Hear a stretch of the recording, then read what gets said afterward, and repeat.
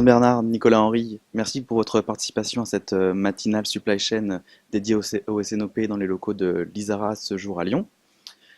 Les participants ont beaucoup apprécié pendant votre présentation le sujet sur la grille de maturité pour évaluer le processus SNOP. Est-ce que vous pouvez nous détailler un petit peu l'utilisation de cet outil? Tout à fait. Pour nous, c'est important lorsqu'on arrive chez un client qui nous expose sa problématique.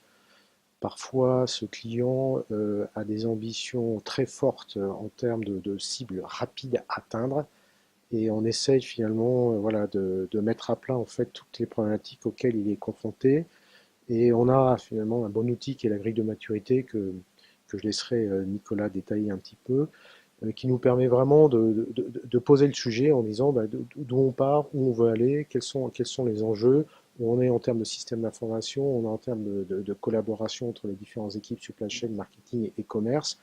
Et pour nous, c'est un bon outil donc, qui est vraiment fondamental pour déjà se positionner rapidement. C'est pas un sujet très long à mettre en place, mais déjà pour établir ce niveau de la maturité et établir surtout la cible qu'on veut atteindre et dans quel délai. Alors pour détailler un peu la grille de maturité, je laisse la parole à Nicolas. Oui, merci.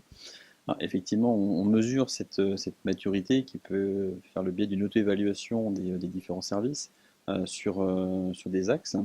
Le premier de ces axes étant l'animation en tant que telle du processus, sur sa tenue et de la manière dont elle s'opère.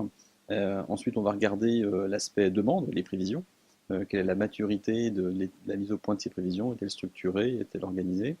Le pendant côté industriel, c'est la partie plan de charge, l'utilisation des ressources.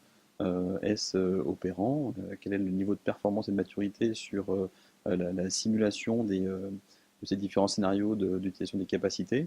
Et ensuite, on va être sur des problématiques plus décisionnelles, étant capable de définir le plan d'action, de le respecter, de le mettre en œuvre.